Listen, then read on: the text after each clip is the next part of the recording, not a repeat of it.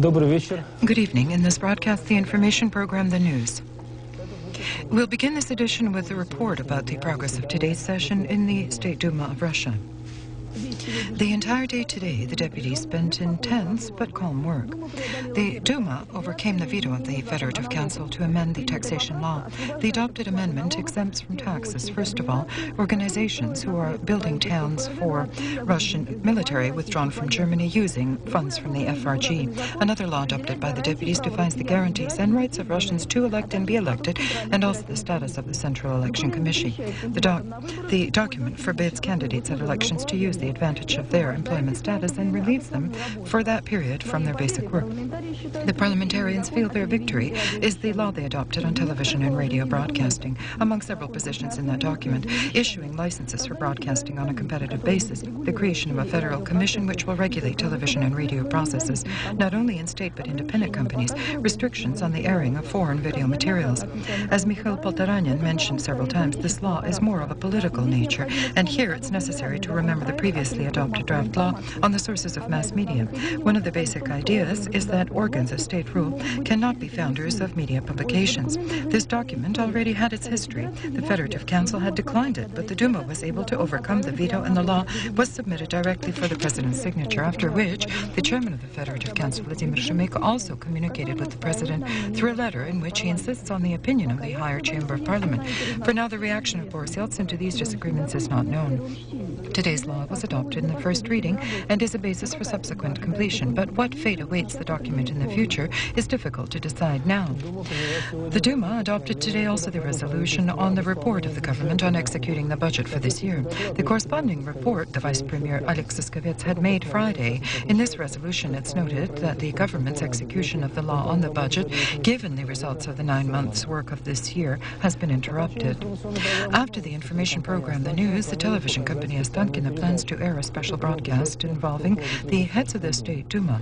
The main topic of that round table will be tomorrow's session. The preliminary agenda has been changed, and it consists only of one question: the statement of the Chairman of Government, Viktor Chernomyrdin, in connection with the vote on non-confidence against the cabinet. This was done on the initiation of the deputy fractions, the Democratic Party of Russia and the Communists. The latter affirmed that they will vote for non-confidence. Russia's choice, on the contrary, will vote against. This was stated in the Pulkovo airport by the leader of the party, Igor Gaidar. During the last 3 days, he had toured St. Petersburg, Nizhny Novgorod, and Kirov. Lately, it's become fashionable to offer radical, willful, and even relatively cheap solutions for problems. For example, the aide of Zhirinovsky in the party, who is simultaneously his own son, in an interview to the Komsomolskaya Pravda, proposes not to issue any decrees nor agitate the population via the television screen, but to do it more simply, to annihilate about 1 million from the objectionable population. The newspaper makes no comment on this statement, leaving the question: is this statement his personal opinion or the platform position of the LDPR? Today, the other chamber of the Parliament, the Federative Council, continued its work as well. Russian forces currently are in 23 locations of the near and distant abroad. This topic was discussed today at the closed session of the Federative Council. Pursuant to the Constitution, deployment of forces abroad is only possible with the sanctioning of the Federative Council, and the Chamber offered the President by the end of the year to present facts on this issue. Although the law on changes in the taxation system of Russia is recognized by the Federative Council as complete to 99%, yet it was decided to still work on it. Also, it's indicated that it must be absolutely complete prior to the adoption of the budget for the next year.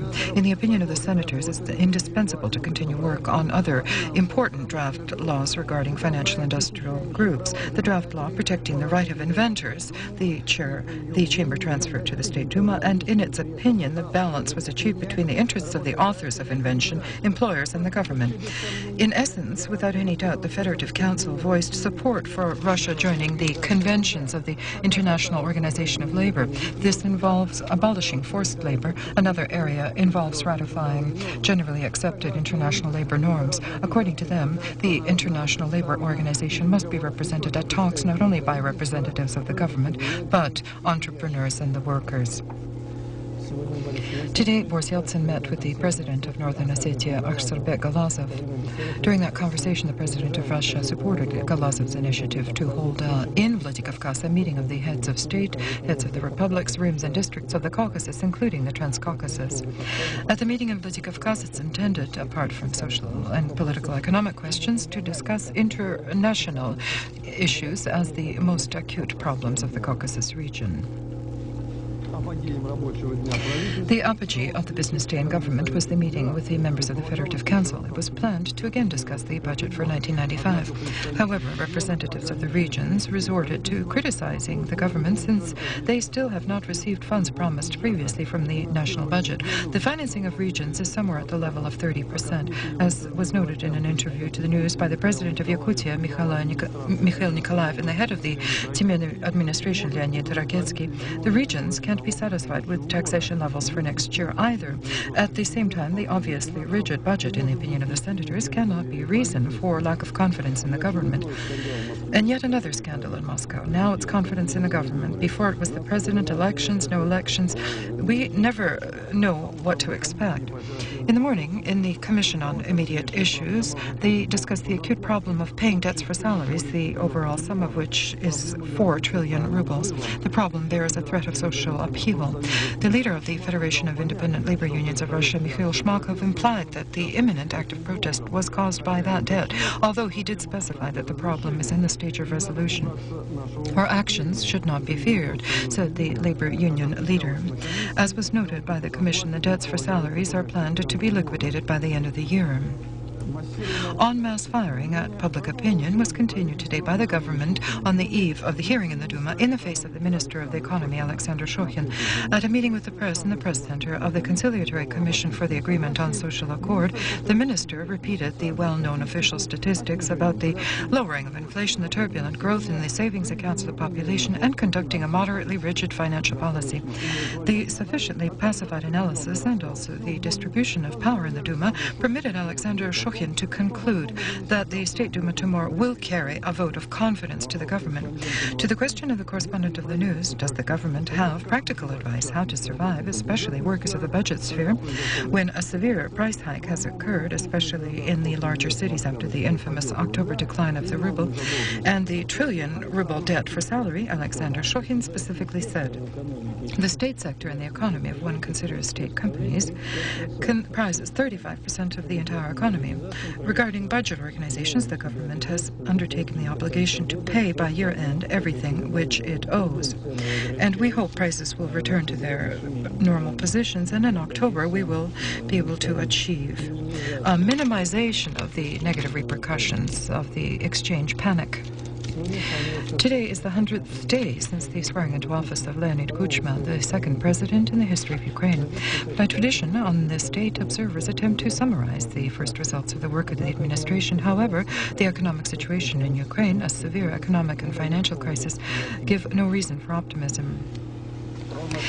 Exactly 100 days ago, Leonid Kuchma triumphantly pronounced the words of the presidential oath, and on the same day, incidentally for the first time for us in Ukraine, a completely civilized ritual of conveyance of higher power was accomplished. But few at that moment could envy the new president of Ukraine, who from the predecessor's hands accepted the helm of the national ship undergoing disaster. And prior to beginning the renewal of the ruling team, Leonid Kuchma, by his first decree, declared a war on corruption and organized crime.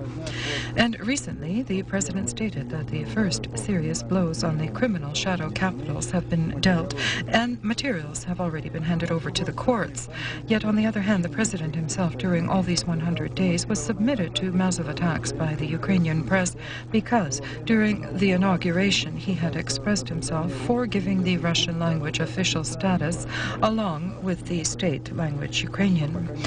Kuchma hadn't become involved in discussion on that issue, and all the strength of his supporters, he concentrated on preparing an economic program to recover from the crisis.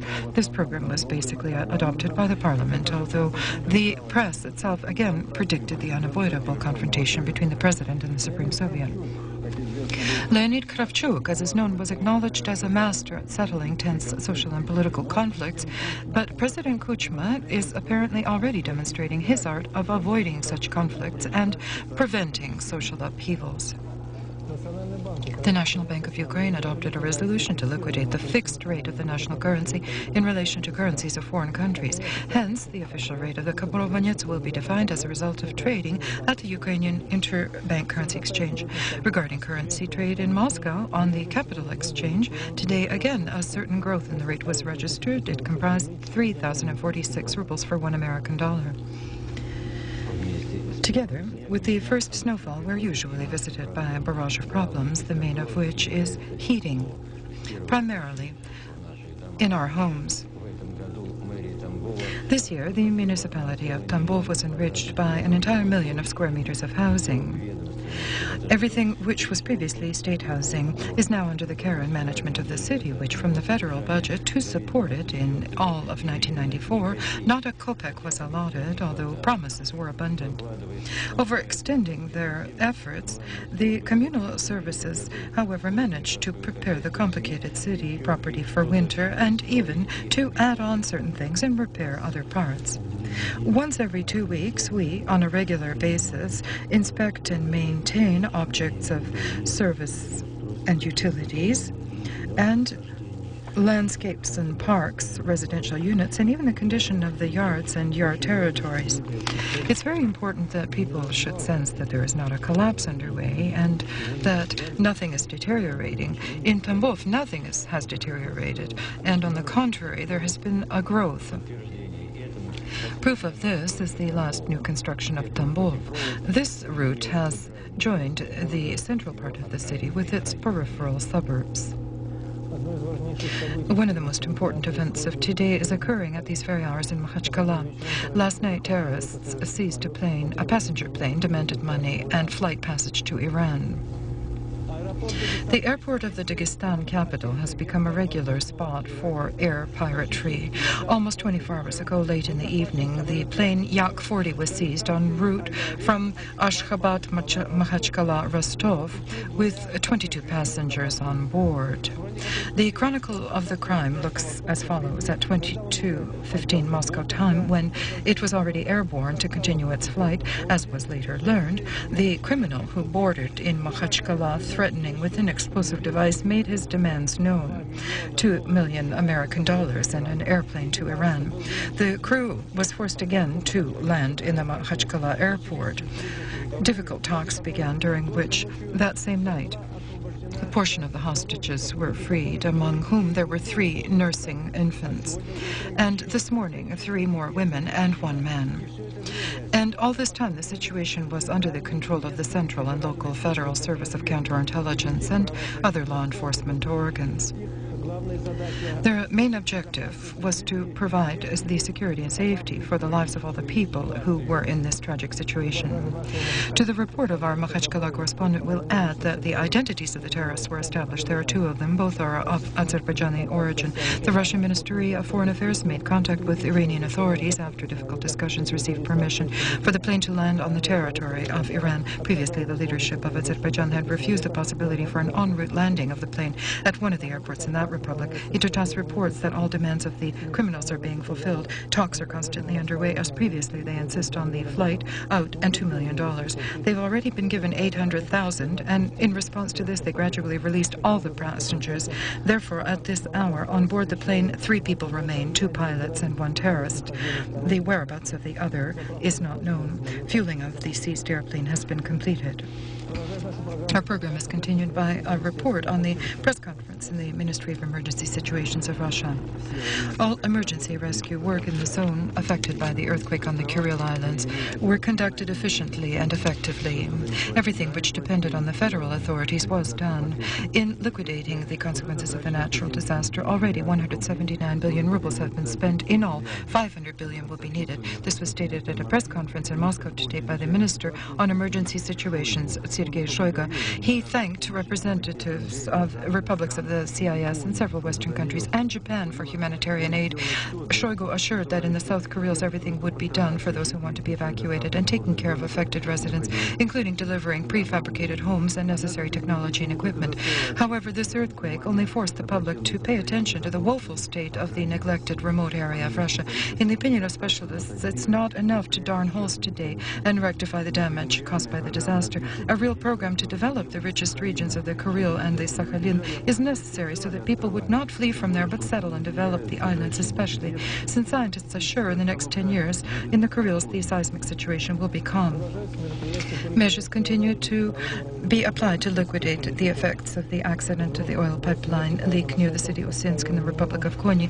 The oil spill, according to various assessments, is a minimum of 14,000 tons. Currently, to avoid further spread of the oil, the most polluted sites were covered with soil. Intense observation is underway of the conditions of waters in the Republic, especially the Pechora, where the contamination has not been recorded. Grozny. Tartas reports the situation in the capital of Chechnya remains complicated. A representative of the interim council in opposition to Jahar Dudayev announced that incidents of looting have increased, especially regarding Russians residing in northern regions of Chechnya. In Grozny, excessive gang activity is rampant, robbing, murdering the locals by entire families and attacking industrial objects and companies. Cases of violence against the Russian-speaking population, committed mostly during the night hours, were confirmed today by other reliable sources. Unfortunately, the worst predictions were confirmed. According to the agency RIA, last night in the Cossack village Chernakaz in the Novorsk region of Chechnya, 2 Cossacks were killed. They were guarding the local grain storage. According to the investigation, they were shot with automatic weapons and the victims were later decapitated. The situation in the region has extremely intensified, and at the time of the clashes between the Cossacks and Chechens, and at any time they could occur, this brutal murder, in the opinion of the head Ottoman of the Tersk Cossacks, Valentin Suzov, generated anger and bewilderment among the Russians. The Tersk Cossacks are preparing a special urgent appeal to the President of Russia, Boris Yeltsin. In the apparatus of the head Ottoman of the Caucasus Cossacks, the head of the Department on Cossacks Affairs in the Stavropol Rim area, Peter Fetisov, a correspondent of Tartas, was told that not excluded is the premeditated dissemination of unreliable information aimed at further destabilizing the situation there. This information directly contradicts the information from the Novorsk region of Chechnya.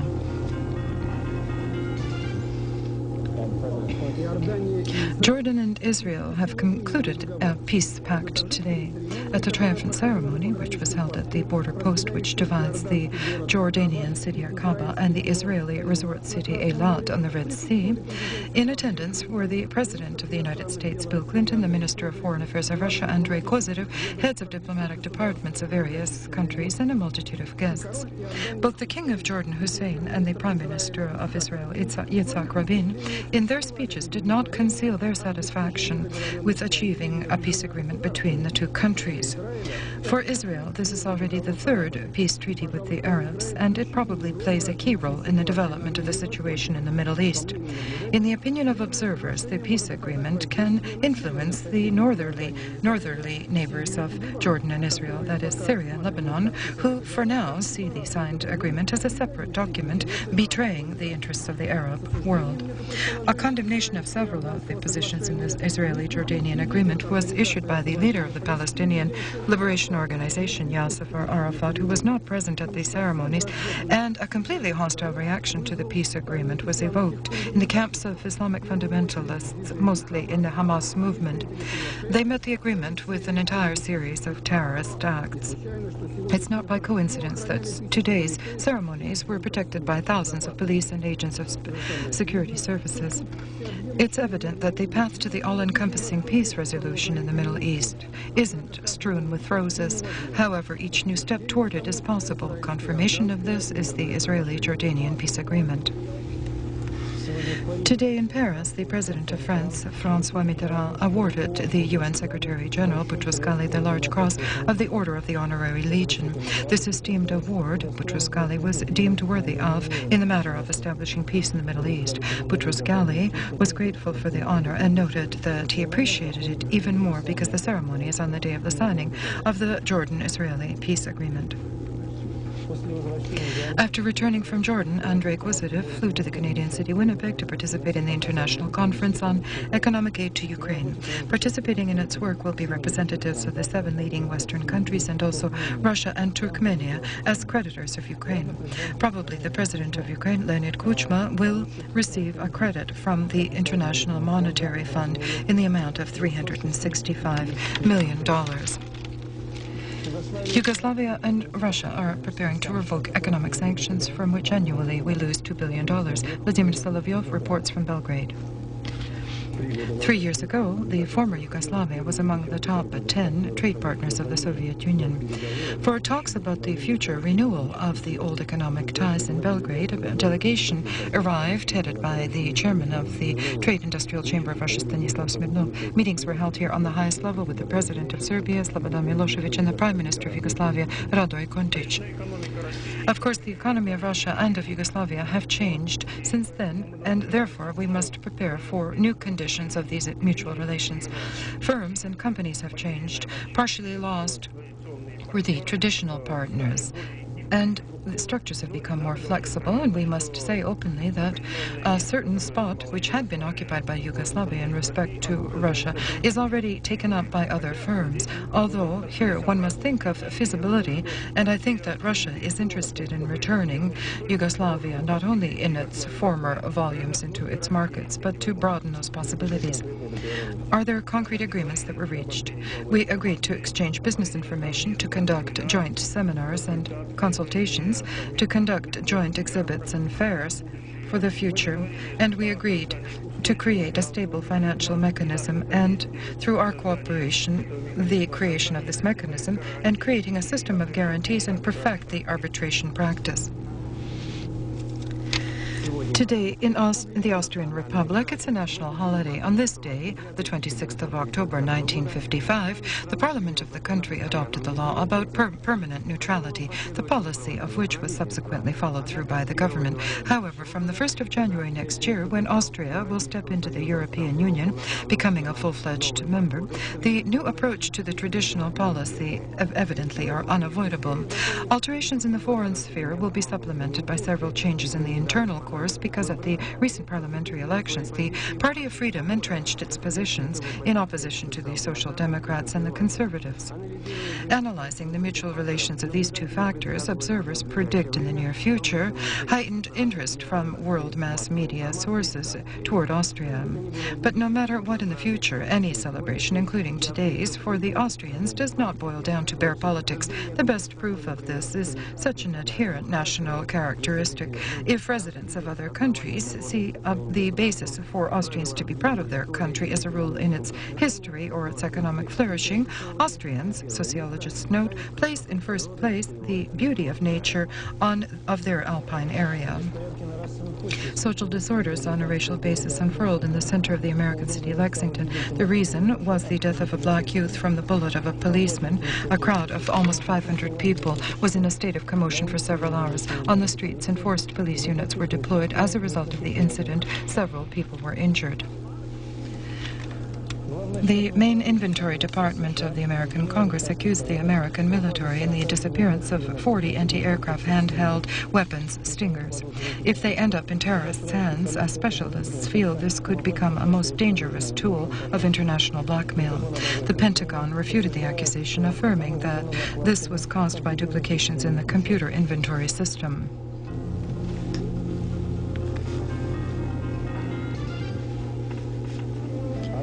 Founded in 1978, the international competition of cellists under the name Rostropovich once every 4 years is held in Paris. The current, fifth one, according to the maestro himself, who heads the jury, is a great step in the future of the cello. I think that not a single competition prior to this had so much success in the sense of perspective as this last one. The qualifying rounds and the finals defined its victors among young cellists, to whom Mstislav Rostropovich and the mayor of Paris, Jacques Chirac, clock awarded the laureate diplomas. The discovery at the competition became its most youthful competitor, the 11-year-old Hana Chang from South Korea.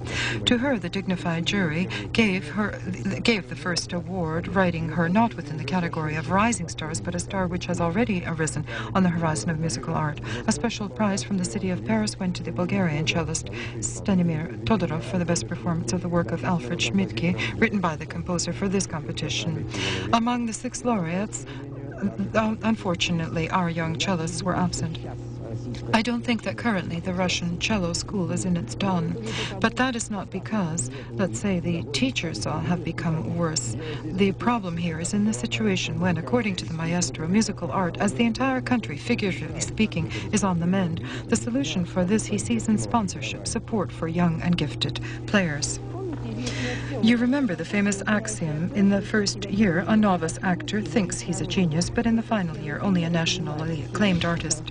It's understood that at the first premiere, there's still a lot to be learned. Today, in the Stanislavski Nemirovich-Stankinsky Theater, there's a debutante on stage, and as every beginning actor, Olga Gulikova hopes to wake up a star tomorrow. A student of the Moscow Conservatory was given the main role in Eugene Onegin.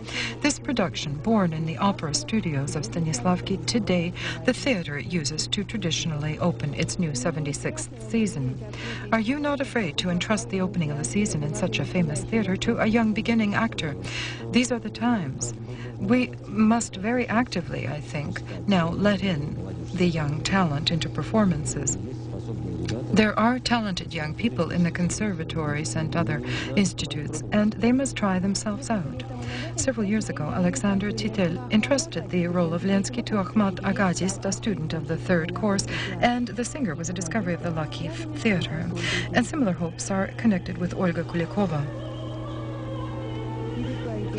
After this performance, the premiere of La Bohème is expected, consisting entirely of young performers. Today on the stage, Eugene Onegin, a unique school for many generations of theater, and the first hope of the young soloist to wake up tomorrow a star.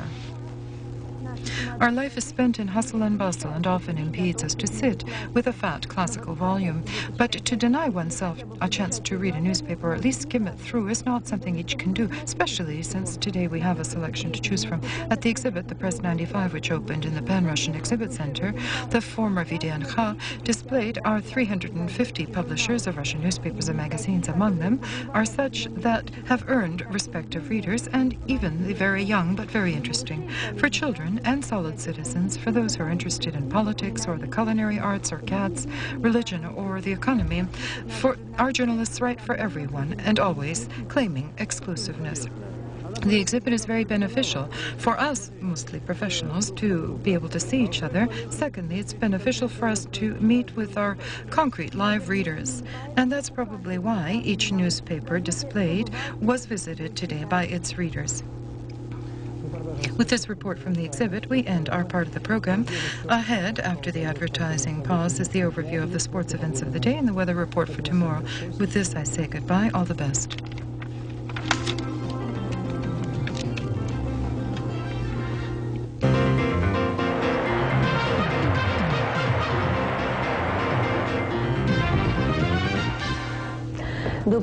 Good evening. At the World Volleyball Teams Championships for Women in Brazil, the Russian team beating the Czech team 3-1 is now in the quarterfinals. A sensation at the women's tennis tournament in Essen, the Kievlin Natalia Medvedeva in the starting match beat the first seed of the competition's Conchita Martinez from Spain. At the men's tournament in Stockholm, Evgeny Kafelnikov from Sochi is in the 3rd round beating the French Guy Forget. In the International Hockey League Championships today, there are 12 matches. I'll note the main ones in the Eastern Zone. Magnitogorsk Metallurgist beat Saratov Crystal 5-2. In the Western Zone, Pardaukava lost to the Torpedoes from Yaroslavl 1-6. Wings of the Soviet Sitil 1-2. Torpedo Nizhny Novgorod Dynamo 0-0. Sergei Buzarevich against Eric Floyd, the vice champions of the world and the player from Russia. The Russian team played extremely well on the Atlanta team, which demolished New Jersey 129-101 in the regular indicator of the match before the start of the season of the NBA.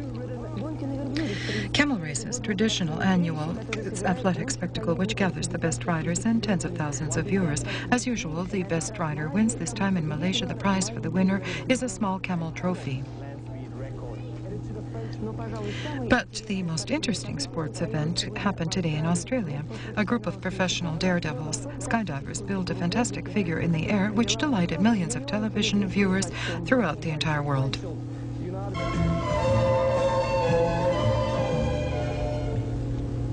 Good evening. An Atlantic cyclone with a center over the Sea of Norway will define the weather tomorrow in almost all the territory of Russia and the countries of near and far abroad. It will be cloudy and rainy on the Kola Peninsula in Karelia, Arkhangelsk and Leningrad districts. During the day, temperatures will be from 0 to +5. In St. Petersburg, on Thursday, cloudy with rain, day temperatures +4 to 6 degrees. Atmospheric fronts, which are shifting from the west to the east, tomorrow by evening will reach the central and central